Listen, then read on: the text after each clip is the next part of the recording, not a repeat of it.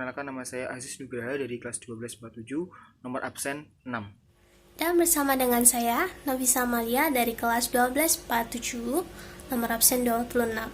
Di sini kami akan menjabarkan untuk video ujian praktek kimia kami, yaitu berkaitan dengan larutan elektrolit. Larutan elektrolit ini menceritakan tentang daya hantar masing-masing larutan. Oke, simak video berikut.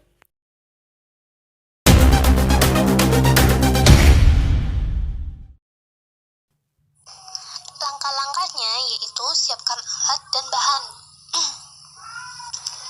Alatnya yaitu yang pertama kardus, 3 buah baterai, lampu kecil, kabel 13 cm 3 buah, paku besar, sendok, gunting, dan solasi. Selanjutnya, bahan-bahan yang kita butuhkan yaitu 5 buah air aqua gelas dan 250 ml air keran. Kemudian 70 ml minyak, garam 1,5 sendok makan, gula 1,5 sendok makan, dan deterjen 1,5 sendok makan.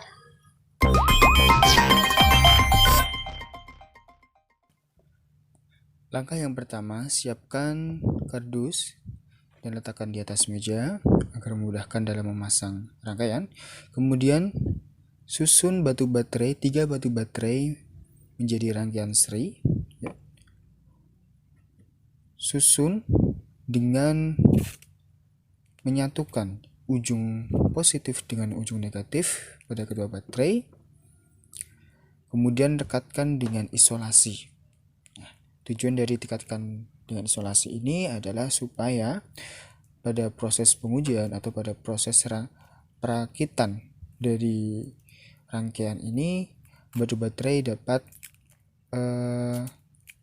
digunakan dengan maksimal sehingga tidak terjadi kebocoran arus pada saat praktikum berlangsung. Dan gunting, kemudian rekatkan.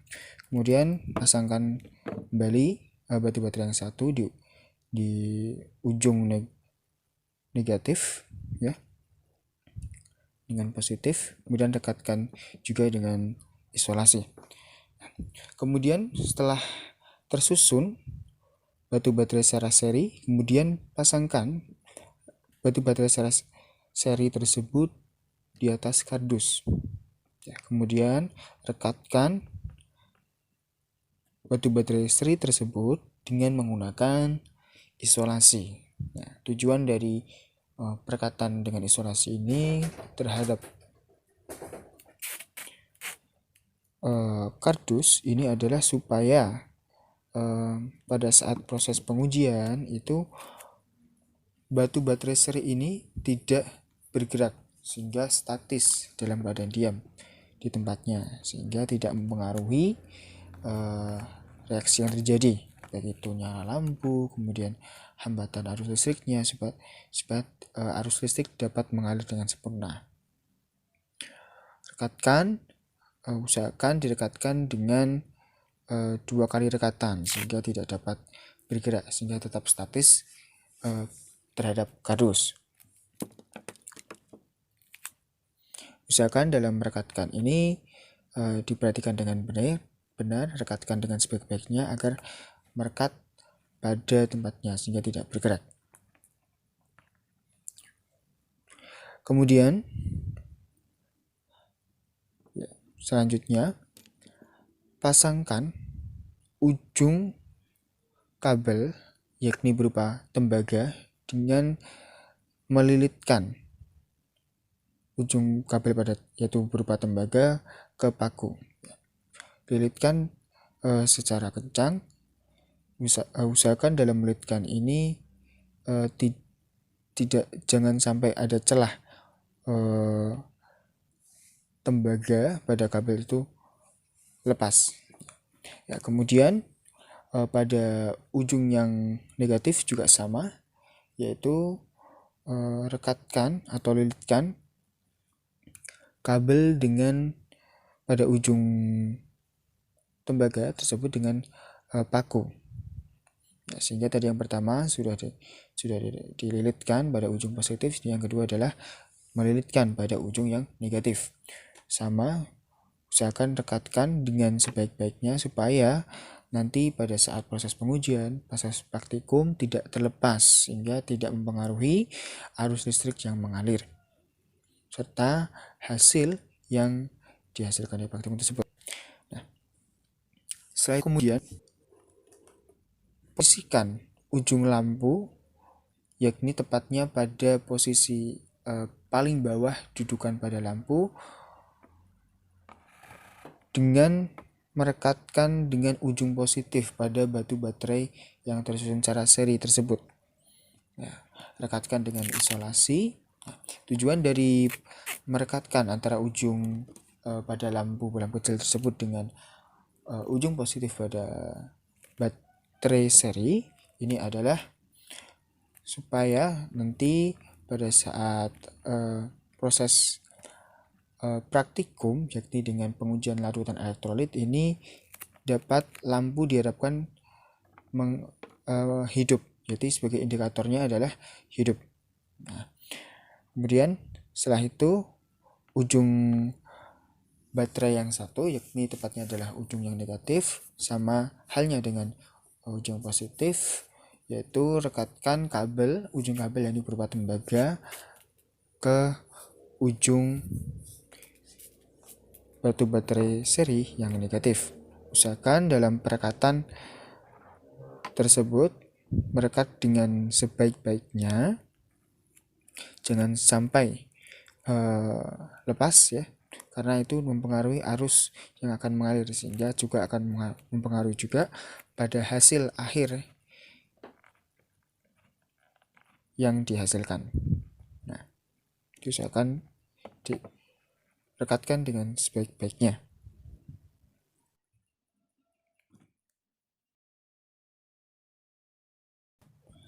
Setelah kita merangkai alat penguji pada langkah kerja yang pertama, selanjutnya langkah kerja yang kedua adalah kita memulai menguji larutan pada larutan-larutan elektrolit yang telah disertakan. Ada 5 pembanding larutan elektrolit. Itu akan kita uji manakah yang termasuk larutan elektrolit, baik itu kuat maupun lemah, dan larutan yang non-elektrolit. Selanjutnya pada langkah kerja yang kedua ini kita akan memulai menguji larutan pada masing-masing larutan. Larutan pertama yang kita uji adalah larutan garam, yakni dengan 250 air ditambah dengan 1,5 sendok makan garam. Sebelum itu kita pastikan dulu alatnya dapat digunakan dengan sebaik-baiknya. Kita akan sesuai dengan posisi yang benar. Nah, kemudian kita ambil larutan air garam, ambil secara perlahan-lahan. Ya. Di sini kami menggunakan 250 ml air ditambah dengan 1,5 sendok makan garam. Nah, setelah itu masukkan kedua paku, yakni yang bertindak sebagai kutub positif dan kutub negatif, ke dalam larutan air garam. Ya. Usahakan jangan menempel antara paku yang bermuatan positif dan negatif. Usahakan tetap terpisah di dalam satu wadah tersebut. Nah, dalam menempatkan paku harus dengan hati-hati. Kemudian kita lihat, nah, telah dihasilkan bahwa dengan larutan garam ini nyala lampu terang, cenderung terang. Kemudian dihasilkan panas pada ujung paku. Selain itu dapat kita lihat reaksi yang terjadi, terdapat gelembung pada larutan garam. Selanjutnya kita akan mengamati larutan gula, dan ambil larutan gula di sini, yakni dengan 250 ml air ditambah dengan 1,5 sendok makan gula. Kemudian celupkan kedua paku, yakni ujung yang positif dan ujung negatif, ke dalam larutan gula. Usahakan jangan sampai terjatuh ya. Kemudian diusahakan jangan sampai menyatu antara paku yang satu dengan satu. Kemudian kita amati reaksi yang terjadi. Ya, kita lihat reaksi nyala lampu yang terjadi. Ya.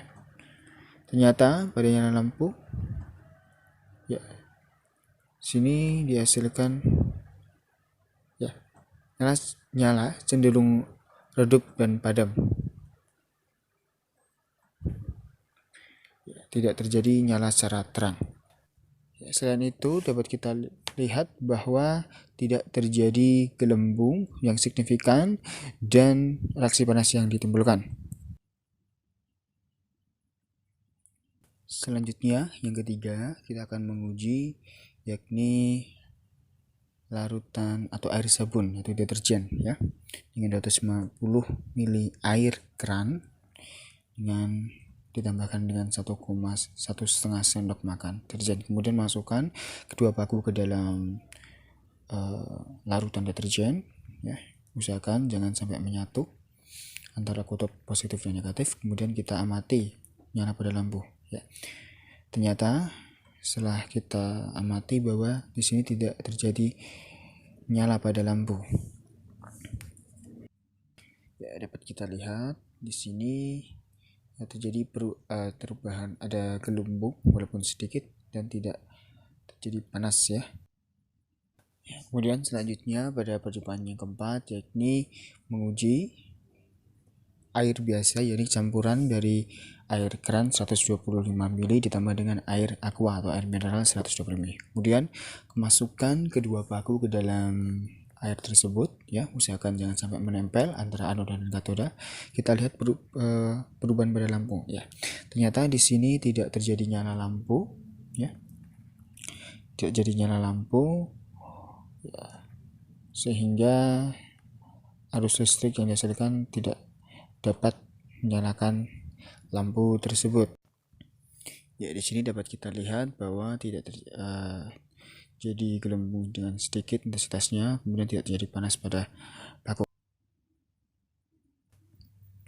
Kemudian yang terakhir kita menguji minyak, ya. Di sini dengan 70 ml minyak.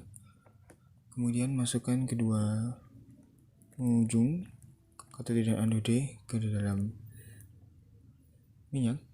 Di sini tidak terjadi nyala lampu dan tidak terjadi panas yang dihasilkan oleh reaksi tersebut. Ya, dapat diketahui bahwa minyak ini tidak terdapat gelembung dan tidak jadi panas yang dihasilkan. Pada percobaan praktikum larutan elektrolit dapat ditarik kesimpulan, yaitu yang pertama adalah untuk larutan garam yang dihasilkan adalah menimbulkan gelembung yang banyak. Kemudian pada paku di situ terdapat reaksi yaitu berupa panas. Kemudian yang kedua, pada percobaan praktikum larutan elektrolit untuk larutan gula, air gula, dapat dihasilkan yang pertama adalah tidak terjadi gelembung.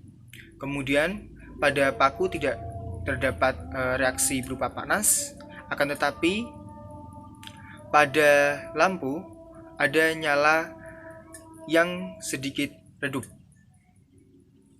Kemudian yang ketiga, pada percobaan praktikum air sabun atau larutan air atau sabun itu dihasilkan bahwa terjadi gelembung udara, terjadi gelembung air di dalamnya. Kemudian pada paku terdapat reaksi sedikit panas, kemudian pada nyala lampu tidak terjadi nyala lampu.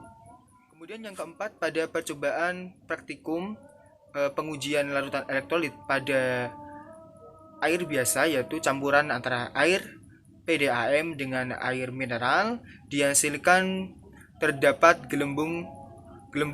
Kemudian akan tetapi intensitas gelembungnya sedikit. Kemudian pada paku tidak terjadi reaksi panas.